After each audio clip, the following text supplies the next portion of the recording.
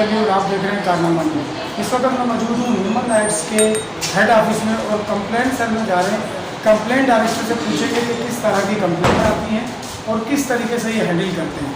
इस वक्त आपको मिलाते हैं कंप्लेंट डायरेक्टर सायरा शाह से और उनसे आपकी बात करते हैं। हाँ, अस्सलाम वालेकुम। वालेकुम सलाम। मैडम, क्या हाल है आपके? ठीक है अल्हम्दुलिल्लाह भाई। मैडम, यहाँ किस तरीके की आपके पास कंप्लेंट्स आती हैं? भाई मेरे पास हर किस्म की कंप्लेंट्स आती है। फैमिली मैटर्स होते हैं, प्रॉपर्टी मैटर होते हैं और बच्चों के मेंटेनेंस का होता है। अच्छा, ज़्यादातर जो कंप्लेनें आती हैं वो किस चीज़ की आती हैं? तो ज़्यादातर जो कंप्लेन होती है वो जो है ना वो फैमिली मैटर्स होते हैं। अच्छा, फैमिली मैटर, यानी ऐसा होता है कि औरतों पे तशद्दुद की आती हो या बच्चों के ऊपर जुल्म की आती हो या प्रॉपर्टी के मैटर, बाप बेटे का मसला, किस तरीके से ये कंप्लेनें आती हैं? देखिए ज़्यादातर तो मतलब कि फैमिली मैटर्स वो आते हैं कि जो औरतों पे तशद्दुद होता है, ठीक है, तशद्दुद होता है और बच्चों के मेंटेनेंस का अभी मुल्क के हालात की वजह से कहा जाए या कुछ, तो उस हिसाब से देखा जाए तो बहुत ही लोगों के लिए मुश्किल हो गया सर्वाइव करना, अपने बच्चों को पालना, बीवी को पालना, घर का खर्चा उठाना, क्योंकि जो लोग कमाते नहीं है तो वो घर कैसे चलाएंगे, अपने बच्चों को कैसे संभालेंगे, तो वो ज़्यादातर वही कंप्लेंट्स आती है मेरे पास। अच्छा, प्रॉपर्टी की और जैसे कि प्रॉपर्टी के झगड़े का, जैसे बाप बेटे का या भाई भाई का, ऐसी कंप्लेनें भी आपके पास आती हैं? बिल्कुल आती हैं ऐसी कंप्लेंट्स, वो मेरे पास आती हैं।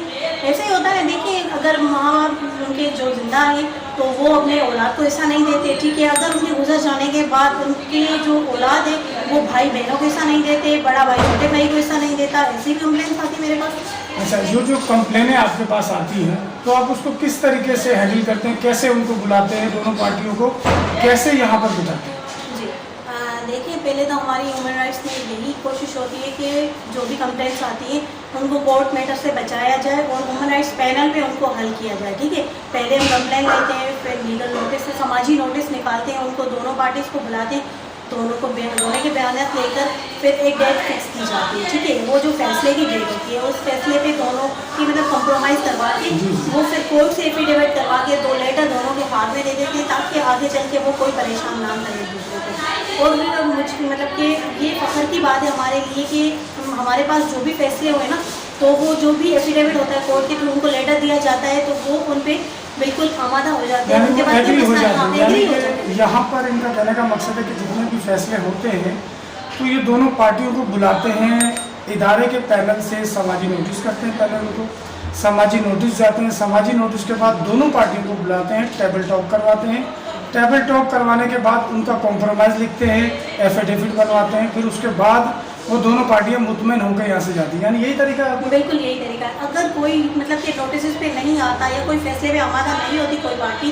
अक्यूज या एप्लीकांट तो उनको कोर्ट में रेफर कर देते हैं, कोर्ट के थ्रू होता है। और कोर्ट का तरीक़ेकार मैं आपको बताऊँ तो ह्यूमन राइट्स पैनल पे ये बात होगी कि 70% डिस्काउंट होता है उनके लिए। देखिए जहाँ लोग जाते कोई कोर्ट में केस दाखिल करते हैं तो वो लाखों रुपए तो या हज़ारों रुपए वकील की फ़ीस होती है, उसके अलावा इतना लंबा खींचते वकील सालों साल केस को खींचते हैं। आप लोग कितनी फीस लेते हैं वैसे? 70% छोड़ के यानी 30%? वो केस के हिसाब से होता है ना, यानी जैसा फैमिली मैटर होता है।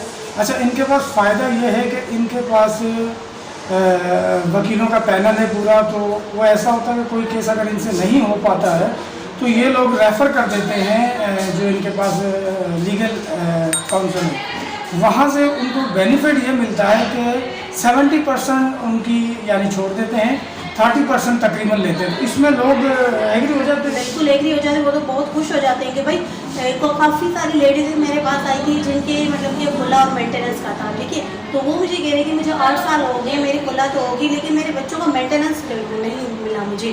खर्चा कितना किया है, 65,000 मैंने वकील को दे दिया है इतने सालों में, हर हेयरिंग पे मैं उसे 1-2 हज़ार रुपये अलग से देती हूँ। तो देखिए ये तो सरासर नाजायज़ है, मुल्क के हालात के साथ और लोगों की जो है ना मजबूरियाँ देख के उनका नाजायज़ फ़ायदा ना उठाया जाए तो अच्छी बात है। यानी कहने का मकसद है कि ये ह्यूमन राइट्स का इदारा जो है ये लोगों को रिलीफ दे रहा है।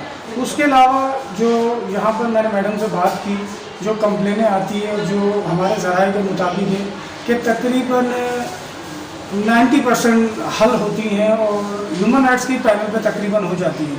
अगर नहीं होती है तो ये रेफ़र करते हैं कोर्ट मैटर जो है, अपने लीगल काउंसिल को, तो वो वहाँ से भी हल हो जाती है। तो मैडम कहने का मकसद है इसके अलावा कोई कंप्लेन है जैसे पब्लिक वायलेशन की आती है आपके पास?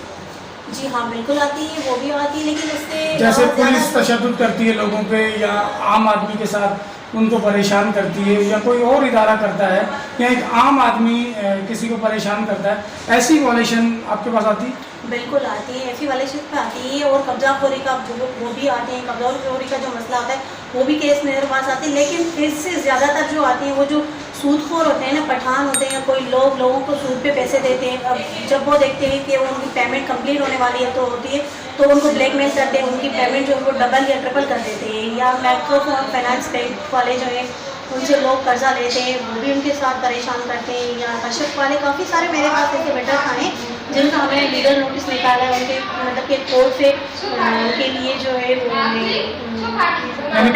प्रोटेक्शन यानी कि जो पठान कर्जा देते हैं सूद पे, अल्लाह माफ़ करे, सूद के लिए तो कुरान में लिखा हुआ है कि अल्लाह से खुली जंग है, लेने वाला भी देने वाला भी दोनों जहन्नुमी है। लेकिन ये उसके ऊपर भी काम कर रहे हैं कि उन गरीबों को, उन मिस्कीनों को जो उन पठानों के हाथों यरगमाल हो चुके हैं, उनको भी ये बचाने की कोशिश कर रहे हैं, और वो कंप्लेनें उनके पास आ रही हैं और वो उनको भी हैंडल कर रहे हैं। अब वो अगर समाजी नोटिस पे हो जाती हैं तो बेहतर, अगर नहीं होती तो उसको कोर्ट मैटर करते हैं। मैडम ऐसा ही है? बिल्कुल। अच्छा मैडम, इसके अलावा जो आपके इदारे के अंदर तकरीबन कितने लोग काम करते हैं? काफ़ी सारे लोग हैं, तकरीबन 15 तक होंगे मेरे ख्याल से, मतलब कितने होंगे, 15 तक होंगे।